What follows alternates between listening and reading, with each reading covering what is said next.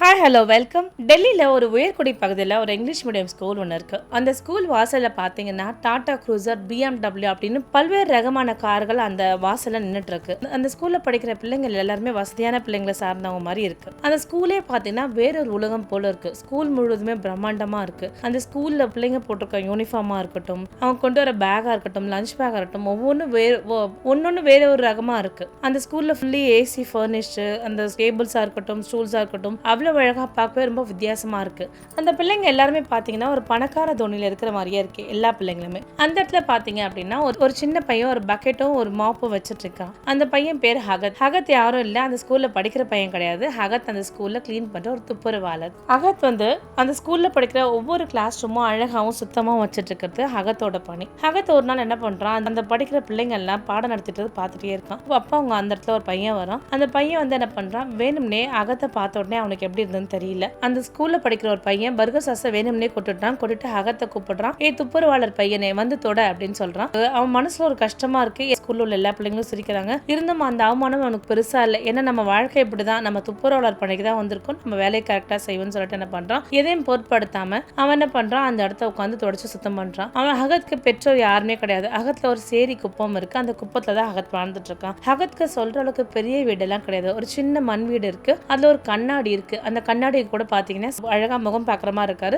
அதுவுமே உடஞ்சிருக்கு. அந்த உடைந்த கண்ணாடிகள் வச்சுதான் பாத்துட்டு இருக்கான். அடுத்த நாள் எப்பவும் போல தன்னோட துப்புரவாளர் பணிக்காக ஸ்கூலுக்கு வரான். ஸ்கூலுக்கு வந்ததும் மிஸ்ஸுங்க பாடம் நடத்துறதுல உன்னிப்பா கவனிக்கிறான். அந்த துப்புரவாளர் பணியும் செய்யறான். அந்த மிஸ்ஸுங்க பாடம் நடக்கிறத உன்னிப்பா கவனிக்கிறான். ஒவ்வொரு வார்த்தையும் புதுசா அந்த இடத்துல இருந்து கத்துக்கிட்டே இருக்கான். இன்னைக்கு இந்த வார்த்தைக்கு என்ன அர்த்தம், இது மிஸ் என்ன சொல்லி கொடுத்தாங்கன்னு சொல்லிட்டு என்ன பண்றான், அந்த உடஞ்ச கண்ணாடி முன்னாடி என்ன பண்றான், இரவு முழுதும் ஒரு பிராக்டிஸ் எடுக்கிறான். இந்த வார்த்தைகள் இப்படிதான் சொல்லணும் அப்படின்னு சொல்லிட்டு ஒவ்வொரு வார்த்தையை கத்துக்க ஆரம்பிக்கிறான் ஹகத். மறுநாள் அவன் எப்பவும் போல ஸ்கூல்ல உள்ள பால்கனியை கிளீன் பண்ணிட்டே இருக்கான். அப்பா அங்க உள்ள பெங்காலி சார் கிட்ட பெங்காலில சொல்றான் கிளீன் பண்ற அப்படின்னு. அப்பா அங்க உள்ள ஒரு பையன் வரான். நீ எதுக்குடா பெங்காலி பேசுற, நீ எல்லாம் துப்புரவாளர் பணி செய்யதான் வந்த, நீ இங்க பெங்காலி ஆங்கிலம்லாம் பேசுற, அதெல்லாம் நீ பேசக்கூடாதுன்னு சொல்லிட்டு அவனை ரொம்ப கேவலப்படுத்திட்டு இருக்கான் அந்த பையன் அகத்தை. நீ இங்க குப்பையும் தூசியும் துடைக்க தான் வந்திருக்கேன், நீ இந்த இடத்துக்கு தூசி மாதிரி தான் ஞாபகம் வச்சுக்கோ அப்படின்னு சொல்லிட்டு அவனை ரொம்ப கேவலப்படுத்திட்டு போறான்.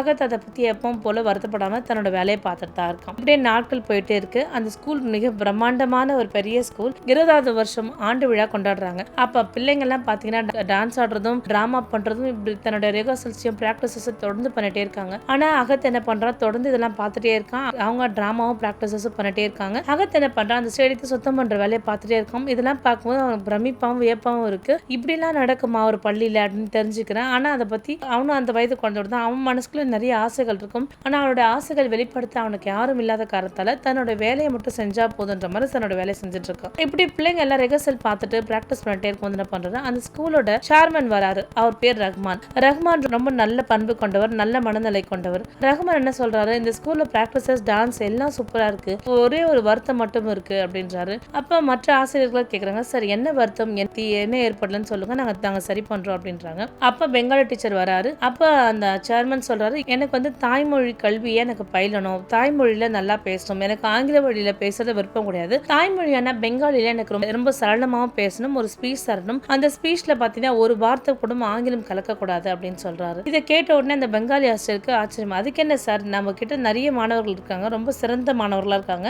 தாராளமா பேசுவாங்கன்னு சொல்லிட்டு என்ன பண்றாரு, 10 மாணவரை பெங்காலி டீச்சர் சூஸ் பண்ணி கொடுக்குறாரு. சூஸ் பண்ணி கொடுத்துட்டு என்ன பண்றாங்க, சார் முதல் மாணவர் ரோஹன், அவன் ரொம்ப திறமையானவன், நல்லா பேசுவான், கண்டிப்பா ஒரு வார்த்தை கூட அவன் ஆங்கிலம் கலக்க மாட்டான், பெங்காலில ரொம்ப சிறப்பாக பேசுவான் அப்படின்னு சொல்றாரு. சரின்னு சொல்லிட்டு என்ன பண்றாங்க, ரோஹனை நிப்பாட்டுறாங்க. ரோஹனுக்கு என்ன சேர்மன் முன்னாடி வந்த உடனே ரோஹனுக்கு கை காலம் வியர்த்து கொட்டுது. என்ன செய்வதனே புரியாம இருக்கு. அவனும் என்ன பண்றான், தன்னோட பேச்ச ஆரம்பிக்கிறான். நல்லா தான் ஆரம்பிச்ச ஒரு 5 நிமிஷத்துல என்ன பண்றான், ஆங்கில வார்த்தைகளும் வர ஆரம்பிச்சிருச்சு. ஒரு பிள்ளை இல்ல, 2 பிள்ளை இல்ல, 10 பிள்ளைகளும் முயற்சி பண்றாங்க. 10 பிள்ளைகளுமே இந்த மிஸ்டேக்ஸ் வந்துட்டு தான் இருக்கு. பெங்காலி டீச்சருக்கு முகமெல்லாம் மாறுது. என்ன செய்வதனே புரியாம இருக்கு. சார் நாங்க சரி பண்றோம் சார் அப்படின்னு சொல்றாங்க. சேர்மன் கூப்பிடுறாங்க. மற்ற டீச்சர்ஸ் எல்லாருமே வராங்க. ஒரு மீட்டிங் போட்டுட்டு எனக்கு தெரியாது, எனக்கு ஒரு நல்ல ஸ்பீச் நீங்க தரணும், நீங்க நல்ல ஸ்பீச் எனக்கு பெங்காலில கொடுக்கணும், ஒரு ஆங்கில வார்த்தை கூட கலக்க கூடாது, எனக்கு என்னோட தாய்மொழியான பெங்காலில ஒரு சிறப்புரை ஆற்றணும் நினைக்கிறேன், ஆனா நீங்க இப்படி செஞ்சுட்டீங்களே அப்படின்னு சொல்லிட்டு வருத்தப்படுறாரு. நிறைய டீச்சர்ஸ் கூட மீட்டிங் போட்டுட்டே இருக்காரு. அங்க பாத்தீங்கன்னா அகத்துக்கு ஒரு பழக்கம் இருக்கு. அந்த ஸ்கூல்ல சொல்லித்தர வார்த்தைகள் எல்லாம் அந்த நியூஸ் பேப்பர்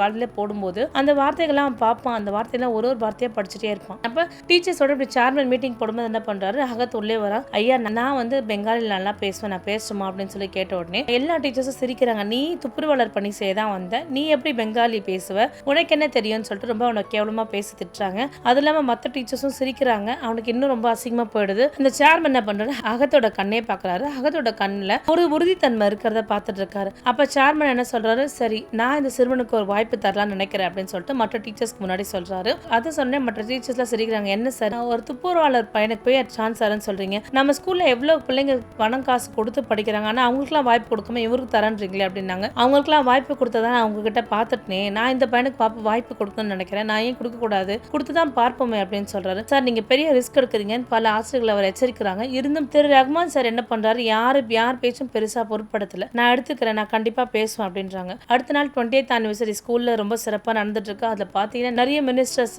நிறைய சீஃப் கெஸ்ட் எல்லாருமே வராங்க. ஊர்ல பிரபலமான தொழிலதிபர், இப்படி பல்வேறு கணக்கான ஸ்பெஷல் பீப்புள்ஸ் எல்லாருமே வராங்க அந்த 20th anniversary. அந்த 20th anniversary எப்படி நம்ம செய்ய போறோம்னு சொல்லிட்டு என்ன பண்றான், தன்னோட உடைஞ்ச கண்ணாடி முன்னாடி தான் என்ன ஸ்பீச் தரணும் அப்படின்றத, பெங்காலில என்ன பேசணுன்றத என்ன பண்றான், தினமும் உட்காந்து இரவு முழுதும் உட்காந்து பண்றான்.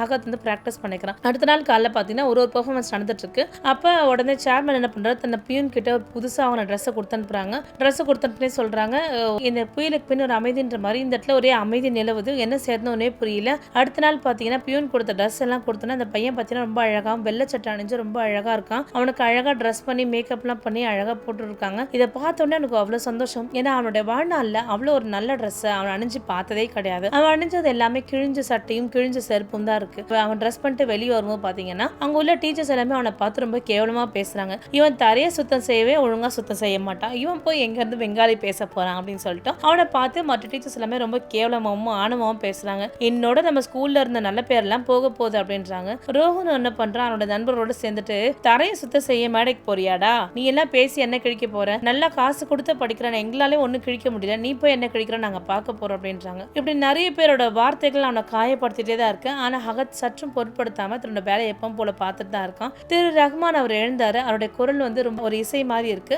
மேலும் தீவிரமாகுது. எல்லாரும் என்ன பண்ண போறாங்க என்ன அடுத்து ஒரு துப்புரவாளர் பையன் பேச போறானான்ற ஒரு ஆர்வம் எல்லாருக்குள்ளயும் இருக்கு. அடுத்து ரஹ்மான் சொல்றாரு, நம்ம பள்ளியில ஒரு 20 ஆண்டுகளுக்கு மேல நல்லா சிறப்பா நம்ம நடத்திட்டோம். எனக்கு ஒரே ஒரு விஷயம் மட்டும் தான் இருக்கு, நம்ம எல்லாருமே நம்மளோட தாய்மொழியான பெங்காலியை மறந்துட்டோம். அந்த பெங்காலில பேசுற பெரிய விஷயமா நான் நினைக்கிறேன். 1000 பேர் ஆங்கிலத்துல பேசலாம், ஆங்கிலம் பேசுறது சிறப்பான விஷயம் கிடையாது, பெங்காலி பேசுறது நம்ம ரொம்ப மிகப்பெரிய விஷயம். நம்ம தாய்மொழி எந்த சூழ்நிலை நம்ம எக்காரத்தை கொண்டு மறக்க கூடாது. ஆங்கிலம் 1000மே வந்து நமக்கு உதவி பண்ணாலும் பெங்காலி ரொம்ப சிறப்பான விஷயம் சொல்லிட்டு அந்த சேர்மன் என்ன பண்றாரு, புகழ்ந்துரைக்கிறார் தன்னோட பெங்காலி மொழியை. அந்த பையனை அகத்தை கூப்பிடுறாங்க. அகத்தை கூப்பிட்டு என்ன பண்றாங்க, ஒருத்தர் எல்லாமே கிசுகிசுக்கிறாங்க, யார் இந்த பையன் அப்படின்னு சொல்லிட்டு ஒருத்தர் கிசுக்கிறாங்க. ஒரு சில பேர் டீச்சர்ஸ்க்கு தெரிஞ்சு என்ன பண்றாங்க, இல்ல இவன் ஒரு துப்புரவாளர் அப்படிலாம் சொல்றாங்க. அப்ப அங்க இருந்து ஸ்கூல் பையன் ஒருத்தர் என்ன பண்றான், இவன் தான் எங்க ஸ்கூல்ல கிளீன் பண்ற பையன் அப்படின்னு சொல்றான். அங்க திடீர்னு மேடைக்கு முன்னாடி அந்த பையன் சொல்லவும் என்ன பண்றான், அந்த அகத்துக்கு ஒரே அசிங்கமா போயிடுது. மேடை கீழே உட்கார்ந்து இருக்கவங்க எல்லா பார்வையாளர்களுமே பண்றாங்க, சிரிக்க ஆரம்பிச்சிடறாங்க. அகத் தன் மனசுல நினைச்சுக்கிறான், தனக்கு ஒரு வாய்ப்பு திரு சேர்மன் சார் நமக்கு கொடுத்திருக்காரு, இந்த வாய்ப்பை நம்ம வெகுவாக பயன்படுத்திக்கலாம் அப்படின்றாரு.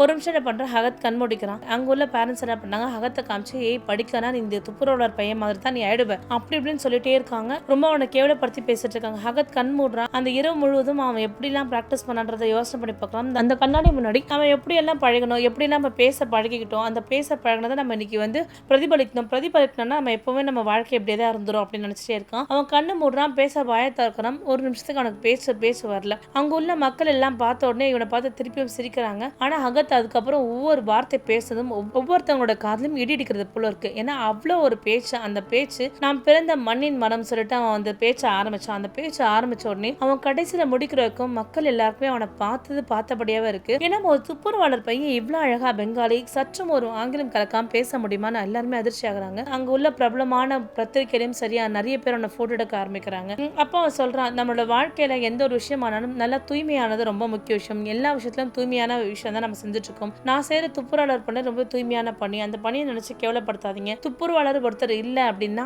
எல்லாமே வந்து நாத்தம் தான் எடுக்கும். அதனால துப்புரவாளர் பண்ண கேவலமா பேசாதீங்கன்னு சொல்லிட்டு பெங்காலியோட முடிச்சுட்டு கடைசியா இந்த வார்த்தையை சொல்றான். அங்க உள்ள எல்லாருக்கும் ஒரு ஆச்சரியமா ஆயிடுச்சு. ஒரு துப்புரவாளர் பையன் இவ்வளவு அழகாவும் தெளிவாகவும் பேசுறானான்னு சொல்லிட்டு பேசிட்டு இருக்காங்க. அங்க உள்ள ஸ்டூடெண்ட்ஸ்க்குமே ஒரே ஆச்சரியம், நம்ம இவ்வளவு ரொம்ப கேவலமா பேசுமே, இவன் பேசவே மாட்டோம்னு நினைச்சுமே, ஆனா இவன் பேச்சுல பின்னி எடுக்கிறானேன்னு சொல்லிட்டு அவ்வளவு ஆச்சரியமா. அது மட்டும் இல்லாம பெங்காலில பேச முடிச்சதும் கடைசியா ஆங்கிலத்துல உரையாற்றான். அந்த ஆங்கிலத்திலும் சரி ஒரு பிழை எதுவுமே இல்லாம அவ்வளவு அழகா உரையாற்றான். இதை பார்த்தாங்க பெரிய பெரிய பத்திரிகையாளர் ரொம்ப அதிர்ச்சியாகி போனாங்க, ஆச்சரியமாக போனாங்க. ஸ்கூலுக்கே போகாத ஒரு பையன் இப்பதான் அந்த மேடை ஏறி பேசுறான். அந்த மேடை ஏறி பேசுறது இவ்வளவு அழகாவும் தெளிவாகவும் பேச முடியுமா முடியுமா ஒரு குழந்தைங்களால? அதாவது பணம் கொடுத்துதான் மட்டும்தான் படிப்பை படிக்க முடியும்னு கிடையாது. அதாவது காது வழியா படிக்கவும் ஆரம்பிக்கலான்றது அகத்தை பார்த்து நிறைய பேர் தெரிஞ்சுக்கிட்டாங்க. அங்க வந்து திரு ரஹ்மான் சாருக்கு ரொம்ப பெருமையா இருந்தது. இப்ப இவனோட ஸ்பீச், இவனோட பேச்சு தன்மை, இவனோட எல்லாத்தையும் பார்த்து அங்க உள்ள மக்கள் எல்லாருமே வந்து அவ்வளவு புகழ்ந்து அவனை பேச ஆரம்பிச்சாங்க. அகத் மேல ரஹ்மான் சார் வச்ச நம்பிக்கையை அகத் வந்து நம்பிக்கையை காப்பாத்திட்டான். ஏன்னா அவனோட ஸ்பீச் பேச ஆரம்பிச்சிருச்சு.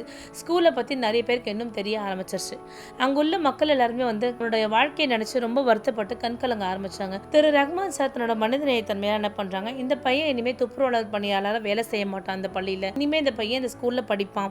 அவனுக்கும் மற்ற குழந்தைகள் போல இந்த பள்ளியில நல்ல கல்வி கிடைக்கும். அதாவது அவனோட வருஷம் முழுவதும் படிக்கிறதுக்கான செலவு எல்லாமே இந்த பள்ளியை ஏத்துக்கும் அப்படின்னு சொல்றாரு. இதை கேட்ட உடனே அகத்துக்கு ரொம்ப பெருமையாவும் சந்தோஷமா இருக்கு. அகத் உட்கார்ந்து அழறான். அங்குள்ள பேரண்ட்ஸ் எல்லாருக்குமே வந்து ரொம்ப வருத்தப்படுறாங்க. இப்படி ஒரு நல்ல குழந்தைய நம்ம இழிவுபடுத்தி பேசிட்டோமேன்னு வருத்தப்படுறாங்க. அகத்தோட கதை அதோட மட்டும் முடியலங்க. அகத்தை பாத்தீங்கன்னா ஒரு பெரிய போராளியா இருக்கான். இன்னைக்கு அகத் பாத்தீங்கன்னா $1 பில்லியன் நிறுவனங்கள் எக்கச்சக்கமா இருக்கு. அகத் வந்து இங்க பள்ளி படிப்பை முடிச்சது மட்டும் இல்லாம உதவித்தொகை மூலமா வெளிநாட்டுக்கெல்லாம் போய் நல்லா படிக்கிறான். நல்லா படிச்சு தன்னோட வாழ்க்கையில முன்னேறணும்ன்ற எண்ணத்தை வச்சுக்கிறான். ஒரு பெரிய ஐடி கம்பெனியை ஃபாரின்ல ஓபன் பண்றான். அந்த ஐடி கம்பெனிக்கு சிஇஓவா அகத்தா இருக்கான். அகத் படிச்சு முடிச்சு பெரிய பணக்காரா இருந்தாலும் தனக்கு கல்வி கொடுத்த பள்ளியை கண்டிப்பா பார்க்கணும்னு நினைக்கிறான். அதே மாதிரி ஒரு நாள் தான் படிச்ச பள்ளியை போய் பார்க்கறான். அந்த பள்ளிக்கு வந்து உதவித்தொகையும் கொடுக்கறான். ஏன்னா நான் ஒரு நாள் படிக்க முடியாம இந்த இடத்துல துப்புரவாளர் பணி செஞ்ச இந்த பள்ளியில எந்த குழந்தையும் துப்புரவாளர் பணி செய்யக்கூடாது, நிறைய படிக்க முடியாத குழந்தைகள் எல்லாம் இந்த உதவித்தொகை மூலமா படிக்கணும்ன்ற ஒரு எண்ணத்தை அகத் உருவாக்குறான். அது மட்டும் இல்லாம அந்த பள்ளிக்கு இன்னும் மேலும் என்னென்ன வசதி வாய்ப்பு வேணுமோ அது எல்லாமே ஏற்படுத்தி தரான். அகத் தன்னோட கடின உழைப்பாலும் படிப்பாலும் இன்னைக்கு வாழ்க்கையில முன்னேறி வந்திருக்கான். யார் ஒருத்தரும் கடின உழைப்பாலும் படிப்பாலும் முன்னேறி வரணும்னு நினைக்கிறாங்களோ கண்டிப்பா அவங்க வாழ்க்கையில முன்னேறிடுவாங்க. நல்லா படிச்சா வாழ்க்கையில கண்டிப்பா முன்னேறலாம். கடின உழைப்பும் முக்கியம். கடின உழைப்பும் கடின படிப்பும் சேர்ந்து இணங்கவே தான் அகத்தால சாதிக்க முடிஞ்சது. அகத்துக்கு இன்னொரு வழிபாதையா இருந்தவர் ரஹ்மான் சார். ரஹ்மான் சார் இல்ல அப்படின்னா அகத் எப்பவும் துப்புரவாளர் பண்ணி தான் செஞ்சிருக்கணும். ரஹ்மான் சார் அவ்வளவு பெரிய ஸ்கூலுக்கு சேர்மனா இருந்தாலும் அவருடைய மனது ஒரு நல்ல மனித நேயத்தோட இருந்தால்தான் அகத் இன்னைக்கு வாழ்க்கையில அந்த அளவுக்கு முன்னேறிருக்கான். அகத் தான் கடந்து வந்த பாதையை நினைச்சு பார்த்து அந்த ஸ்கூலுக்கு என்னென்ன செய்யணுமோ அதெல்லாம் செஞ்சுட்டு இருந்தான். அது மட்டும் இல்லாம ரஹ்மான் சாரை போய் பார்த்து அவர் காலில் விழுந்து ஆசீர்வாதம் பெற்றுக்கிட்டான். உண்மையாவே ரஹ்மான் சாருக்கு அகத் ரொம்பவும் நன்றி சொல்றான். அடுத்த நாள் பாத்தீங்கன்னா அலுமினி மீட்டிங் வருது. அலுமினி மீட்டிங் வந்தோடனே அகத்தும் வர அகத் கூட படிச்ச பையன் ரோகன்லாம் பாக்குறான். அகத் இன்னைக்கு ஒரு பெரிய கம்பெனியோட சிஇஓன்னு நினைச்ச உடனே அங்க உள்ள கோஃப்ரெண்ட்ஸ் எல்லாருக்குமே வந்து ஒரு அதிர்ச்சியா இருக்கு. என்னது இவ்வளவு பெரிய கம்பெனிக்கு இவன் சிஇஓ ஆயும் துப்புரவாளர் பண்ணி தானே செஞ்சுட்டு இருந்தான், இவன் எப்படி சிஇஓ ஆனா அப்படின்றாங்க. அப்ப அகத் சொல்றான், யாரும் வந்து கேவலமா அடப்படாதீங்க. அதாவது கடின உழைப்பும் கடின படிப்பும் இருந்தா வாழ்க்கையில யார் வேணா முன்னேறலாம். எனக்கு ரஹ்மான் சார் கொடுத்த வாய்ப்பால இன்னைக்கு நான் நல்லா படிச்சேன், என்னோட வாழ்க்கையில நல்லா உழைச்சேன், அதனால எனக்கு இவ்வளவு பெரிய மேலான இடத்துக்கு வந்திருக்கேன். என்னால மட்டும் இல்ல இங்க படிச்ச எல்லாராலையும் அந்த அளவுக்கு நல்ல படிப்புல உயர்ந்து வரலாம் அப்படின்றாங்க. அப்போ ரோஹன் தன் நிலைமையை நினைச்சு ரொம்ப வருத்தப்படுறான். அகத்தை நம்ம ரொம்ப கேவலமா பேசும், ஆனா இன்னைக்கு பார்த்தோன்னா அகத் இவ்வளவு பெரிய கம்பெனிக்கு சிஇஓ ஆகும்னு நினைச்சு கூட பார்க்கலன்னு சொல்லிட்டு ரோஹன் என்ன பண்றா, அகத் கிட்ட மன்னிப்பு கேட்கறான். அப்போ அகத் சொல்றான், எல்லாருக்குமே ஒரு வழிபாதை இருக்கும், அவங்களுக்கு கிடைச்ச வழிபாதையை கரெக்டா பிடிச்சி ஏறினா கண்டிப்பா எல்லாரும் ஏறிடலாம். உங்களுக்கு எல்லாம் பெற்றோர் எல்லாருமே இருந்தாங்க, நீங்க அவங்களுக்கு ஒரு நல்ல வழி கொடுத்தாங்க.